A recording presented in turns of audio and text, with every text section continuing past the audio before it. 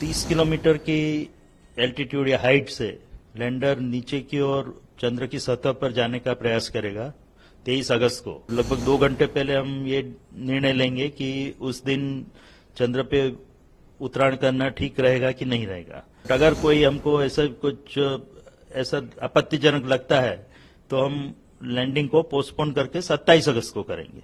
जैसा कि मैंने बताया, अगर 23 अगस्त को हम उतरने का प्रयास नहीं करते और 27 अगस्त को करते हैं तो वो लगभग जो मेन साइट है उससे 400 से 450 किलोमीटर दूर रहेगी। तो उसमें भी हम सफलतापूर्वक नीचे लैंडिंग करने में सफल हो जाएंगे। पर इस बार हमने यह ध्यान रखा है कि अगर निष्फलता के कोई संभावना रहती है तो उसको कैसे ओवरकम किया जाए, लोगों में काफी उत्सुकता है और इवन छोटे बच्चों में और अनपढ़ लोगों में भी यह उत्सुकता है कि चंद्रयान कब वहां पहुंचेगा। हमको संपूर्ण आशा है कि हम 23 अगस्त को देश में एक खुशी की लहर दौड़ जमाएगी।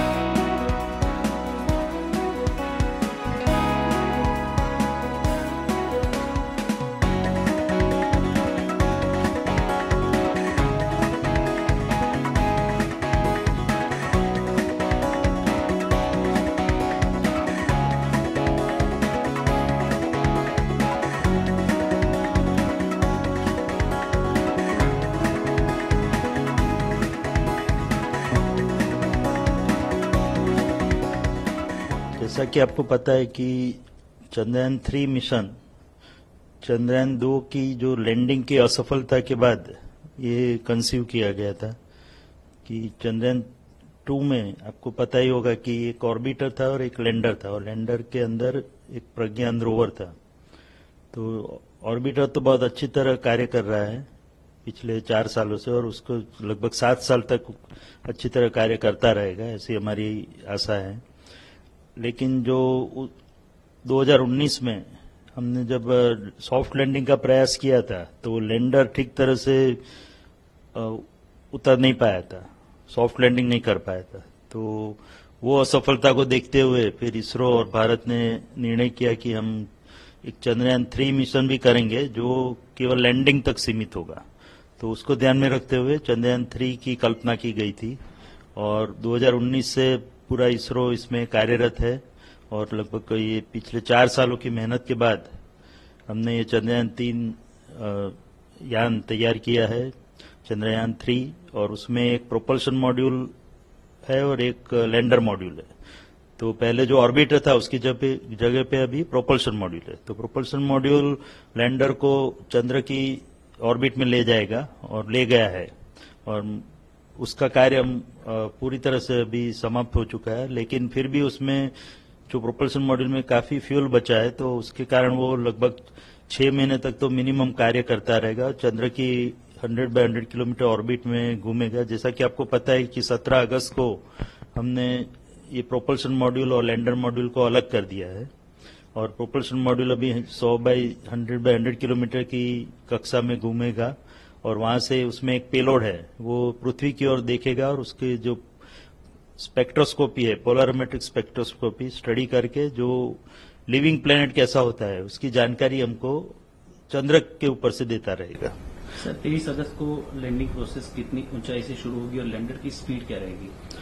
तो जैसा कि मैं बता रहा था कि प्रोपल्शन मॉड्यूल तो चंद्र की कक्षा में घूमता रहेगा और साथ में उसके साथ जो लैंडर मॉड्यूल है जिसको कि हम सॉफ्ट लैंडिंग कराने की कोशिश कर रहे हैं, तो वह 17 अगस्त को लगभग 157 बाय 167 किलोमीटर की कक्षा में था।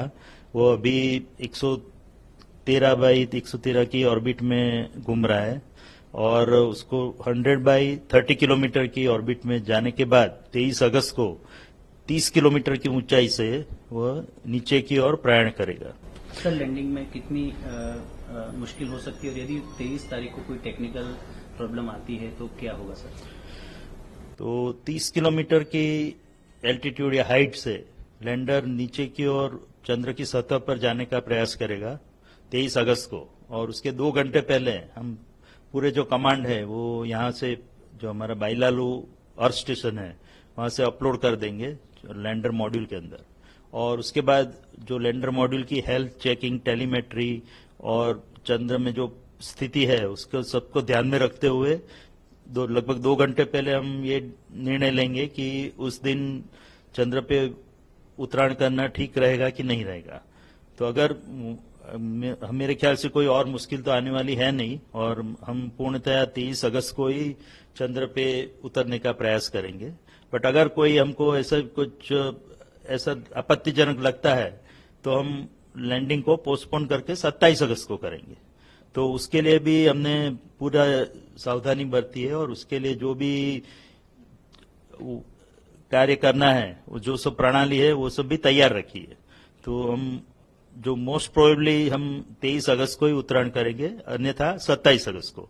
और 23 अगस्त को 30 किलोमीटर की हाइट से वो लैंडर नीचे उतरने का प्रयास करेगा। तो और उसकी जो वेलोसिटी होगी 30 किलोमीटर की हाइट पे वो लगभग 1.68 किलोमीटर पर सेकंड, जो काफी गति मानी जाती है, स्पीड मानी जाती है, उससे वो नीचे की ओर प्रयाण करेगा। और जैसा कि आपको पता है चंद्र का जो गुरुत्वाकर्षण है वो उसको नीचे की ओर खींचेगा।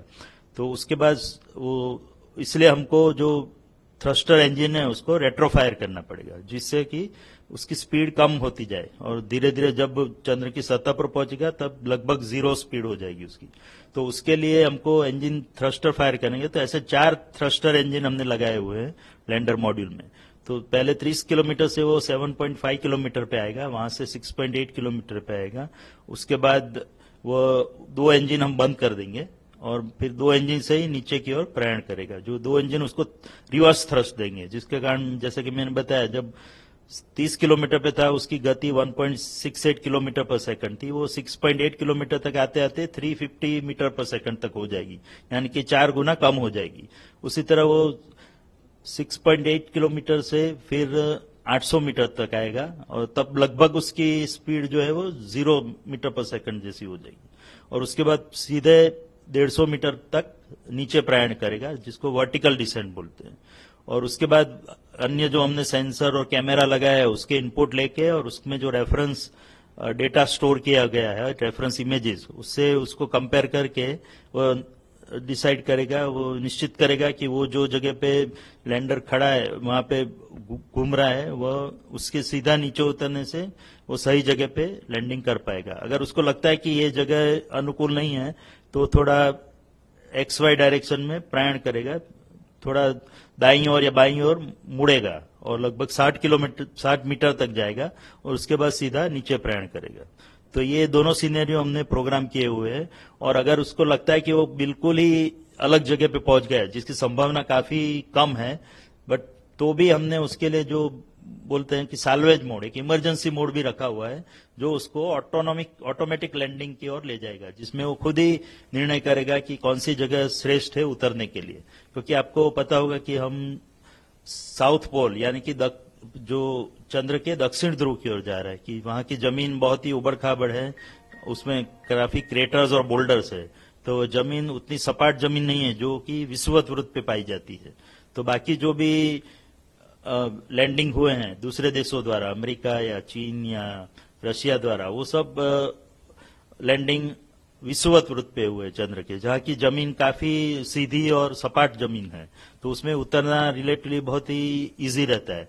बट उसको छोड़ के हमने साउथ पोल की ओर प्रयाण किया है 70 डिग्री लैटिट्यूड पे, और जहाँ की जमीन काफी उबड़ खाबड़ है, हेजार्डस है जिसको कहा जाए, तो उस जमीन में से हमको एक सपाट एरिया फाइंड आउट करना है, जो एरिया जिसमें उतनी उबड़ खाबड़ जमीन ना हो। तो वो फाइंड करने के लिए हमने 4 बाई 2.4 किलोमीटर का एक एरिया आइडेंटिफाई किया है, लैंडिंग साइट जिसको बोलते हैं, और उसमें उसको अलग अलग 24 मीटर के भागों में डिवाइड कर दिया गया है। तो और उसमें से एक जगह पे हम उत्तरायण करेंगे, यहाँ पे नीचे प्रक्षेपण करेंगे। और जैसे कि मैंने बताया वो जगह अगर ठीक नहीं है तो थोड़ी उसमें से ही लगभग 3900 ऐसी सब इमेजेस हमने स्टोर करके रखी है। उसमें से जैसा कि मैंने बताया वो 800 मीटर से सीधा नीचे वहीं पे उतर जाएगा, और खासकर वही आइडियल साइट है हमारे लिए। बट कुछ अगर थोड़ा बहुत जरूरत पड़ी तो थोड़ी साइड में खिसक के दूसरी एक साइड पे जाएगा। जो भी रिलेटिवली सेफ साइड रहेगी। और जैसा कि मैंने बताया, अगर 23 अगस्त को हम उतरने का प्रयास नहीं करते और 27 अगस्त को करते हैं तो वो लगभग जो मेन साइट है उससे 400 से 450 किलोमीटर दूर रहेगी। यानी कि अहमदाबाद के बदले हम बंबई में उतरायण करेंगे, उस प्रकार का सीनरी होगा। बट वो साइट भी उतनी सही नहीं है जो पहली साइट है, बट फिर भी उसमें भी हम सफलतापूर्वक नीचे लैंडिंग करने में सफल हो जाएंगे, ऐसी हमारी पूरा कॉन्फिडेंस है। सर, चंद्रयान के सॉफ्ट लैंडिंग के दौरान आखिरी 17 मिनट काफी महत्वपूर्ण रहे थे, जिसे टेस्ट 17 भी कहा जाता है। इन आखिरी 17 मिनट का क्या महत्व है? ये पूरा जो मैंने प्रक्रिया बताई, 30 किलोमीटर से नीचे उतरने पहले 7.5, 6.8, फिर 800 मीटर, 800 मीटर से 150 मीटर, फिर 150 मीटर से 30 मीटर और 10 मीटर, और फिर नीचे की ओर प्रयाण करके चंद्र की सतह पर उतरना। तो ये पूरा उसमें उसकी स्पीड रिड्यूस करते करते जो समय निकलेगा वो लगभग 17 मिनट और 21 सेकंड तक होगा, जो मिनिमम टाइम है। और जो मैक्सिमम टाइम है, जैसे कि मैंने बताया, थोड़ा खिसक के उतरना पड़ेगा तो 17 मिनट और 32 सेकंड लगेंगे। तो ये 17 मिनट्स ऑफ टेरर जिसको बोलते हैं, उस प्रकार की जो हमारे लिए क्रिटिकल हो या भयावह कह सकते हैं वो है, क्योंकि उसमें कोई भी गलती की संभावना भी रहती है। जैसा कि आपको पता है कि यहाँ बैठे बैठे हम पूरा वो कर रहे हैं, कंट्रोल कर रहे हैं लैंडर को नीचे उतारने का, तो उसमें कहीं अगर कुछ त्रुटि रह गई हो, जो कि ऐसी संभावना काफी कम है, बट फिर भी स्पेस आखिर रिस्की बिजनेस है, तो उसमें कुछ हम कह नहीं सकते। कोई भी सिस्टम में अगर माल फंक्शनिंग होता है, कुछ और प्रॉब्लम डेवलप होता है, बट इस बार हमने ये ध्यान रखा है कि हमारा जो डिजाइन है वो पूरा फेलियर को ध्यान में रख किया गया है। कि जनरली हम डिजाइन करते हैं कि सक्सेस कैसे मिले, कि सफलता कैसे मिले, बट इस बार हमने ये ध्यान रखा है कि अगर निष्फलता के कोई संभावना रहती है तो उसको कैसे ओवरकम किया जाए, उसको कैसे पार करके हम फिर भी सफल हो पाए। इसी कड़ी क्षणों में भी हम प्रशिक्षण से पार उतरे, तो उसकी संभावना को देखते हुए डिजाइन किया गया है। और आप सबकी शुभकामनाओं, शुभेच्छाओं से हमको संपूर्ण आशा है कि हम 23 अगस्त को देश में एक खुशी की लहर दौड़ जमाएगी। सर, सफलतापूर्वक लैंडिंग होती है तो देश के लिए कितनी बड़ी उपलब्धि होगी और इससे क्या फायदा होगा फ्यूचर में? आप सीधे ऐसे देखें तो सीधे सीधा कोई उतरने से हमको वैसा कोई फायदा, कुछ वहां से कोई खजाना मिलने वाला है ऐसा तो है नहीं। हम तो प्रयत्न करें कि वहां जाके हम लैंडिंग करें और उसके बाद वहां की जमीन पे एक्सपेरिमेंट करें, जिससे हमको पता लग पाए कि अगर वहां पे वाटर मॉलिक्यूल है, हाइड्रोक्सिन मॉलिक्यूल है, या सॉइल में और भी कोई मिनरल्स है, तो उसको भविष्य में वहां पे खुदान करके पृथ्वी पे लाना हो, और तो उस टाइप के सब जो एक्सपेरिमेंट है वो करने का हम प्रयास कर रहे हैं। बट तो इस तरह से देखें तो सीधे सीधा उतरने से हमको कुछ रातों रात कुछ फायदा मिलने वाला है नहीं। उससे तो हमारे प्रशिक्षण में सहायता मिलेगी और हमारा जो अंडरस्टैंडिंग है, नॉलेज है, वो बढ़ेगा। बट जो नॉन टेंजिबल इसका आउटपुट है, जो उसका जो लाभ है, वो आप सबने भी देखा होगा। पिछले 40-50 दिनों से हम देख ही रहे हैं, चंद्रयान के प्रक्षेपण के बाद 14 जुलाई के बाद, कि लोगों में काफी उत्सुकता है, और इवन छोटे बच्चों में और अनपढ़ लोगों में भी यह उत्सुकता है कि चंद्रयान कब वहां पहुंचेगा, और ये चंद्रयान क्या है, उससे क्या फायदा होने वाला है, उससे विज्ञान में क्या हमको रुचि मिलेगी, उससे अन्य क्या रोचक तत्व हमको मिल पाएंगे। तो लोगों को विज्ञान और गणित के प्रति जो रुचि है वो बढ़ने लगी है।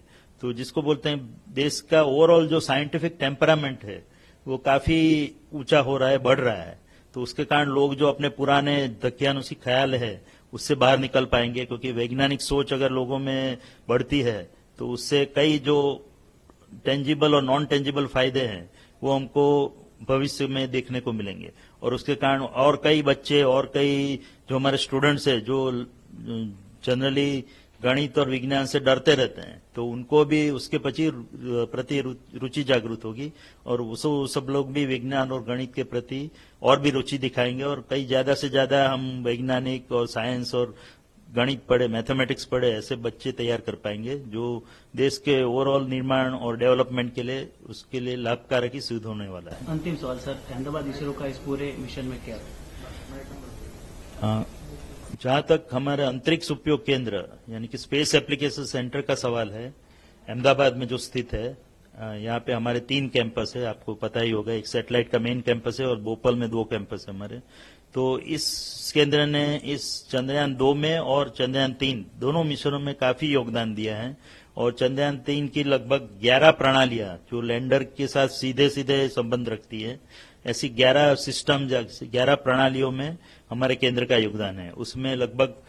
उसमें 8 कैमरा सिस्टम्स हैं और एक रडार अल्टीमीटर सेंसर है, और इसके साथ साथ जो उसकी जो मेन प्रोसेसिंग सिस्टम है जिसको उसका हृदय या तो उसका मस्तिष्क कहा जाएगा, ब्रेन कहा जाएगा, तो वो प्रोसेसिंग सिस्टम भी हमने यहाँ पे बनाई है। उसके एल्गोरिदम्स भी यहाँ पे डेवलप हुए हैं।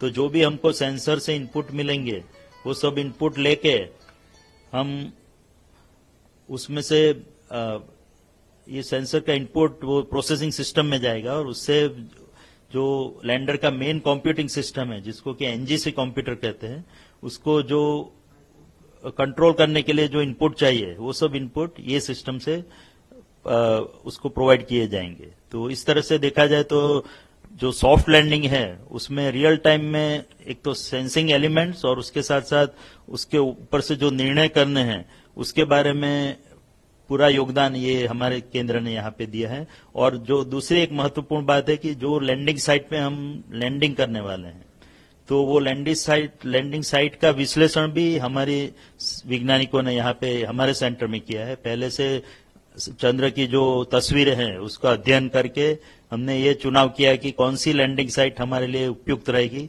जहाँ पे हम सेफली जाके लैंड कर सकते हैं। क्योंकि जैसा कि मैंने बताया, चंद्र के ऊपर जमीन उतनी सीधी जमीन नहीं है, काफी क्रेटर और बोल्डर्स वहां पे शामिल है। तो उसी जमीन में से एक अच्छी जमीन ढूंढ के वहां पे उतरना वो कोई आसान काम नहीं है, बहुत ही कठिन कार्य है। तो पूरे चंद्र के तस्वीरों का उसको विश्लेषण करके, एनालिसिस करके और उसका स्टडी करके हमने जो चंद्रयान 2 में भी निर्णय किया था और उसको और भी अच्छी तरह से विश्लेषण करके चंद्रयान 3 के लिए लैंडिंग साइट जो सिलेक्शन किया है वो सब कार्य हमारे सेंटर में हुआ है। तो इस तरह से हमारे केंद्र का बहुत ही काफी योगदान रहा है। और अगर चंद्रयान 3 सफलतापूर्वक 23 अगस्त को लैंडिंग करेगा